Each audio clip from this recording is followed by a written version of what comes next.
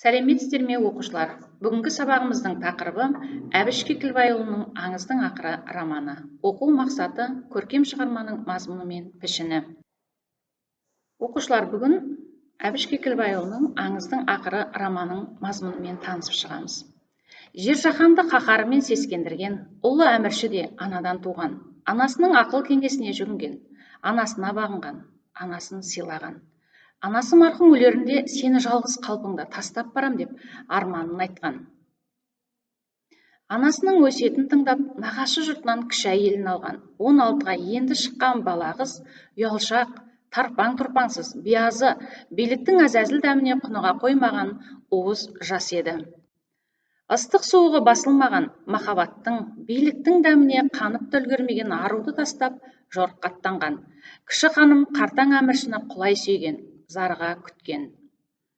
Кіші ханым әміршіге деген махаббатын, сағынышын білдіру үшін сонау алыстан мен мұндалап көз тартып тұратын әсем мұнара салғызған. Бірақ осы мұнара әмірші екеуінің арасына сызат түсіретін сезбеген. Ұлы ханымның тұспалынан кіші ханымның көзіне шөп салғанын сезген әмірші ашу ызаға булығып жазалаудың әртүрлі жолдарын іздеген.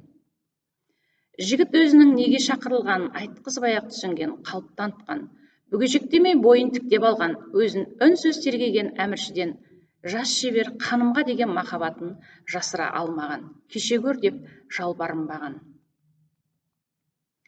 Әмірші жас шеберді зынданға тастатып, жаудыраған екі көзін ойғызып, құпия ешкімге жарияланбасын деген оймен тілін де кескізіп тастаған. Ол еш кінәсі жоқ кіші ханымды осылай жазалаған. Өзімен өзі іштей арпалысып, кіші ханымды кешіре алмаған күйі жорыққа аттанған. Құдай алдындағы жазадан өзі де құтыла алмай мерт болған. Аңыз осылай дейді. Оқушылар, «Аңыздың ақыры» романы осылай аяқталады.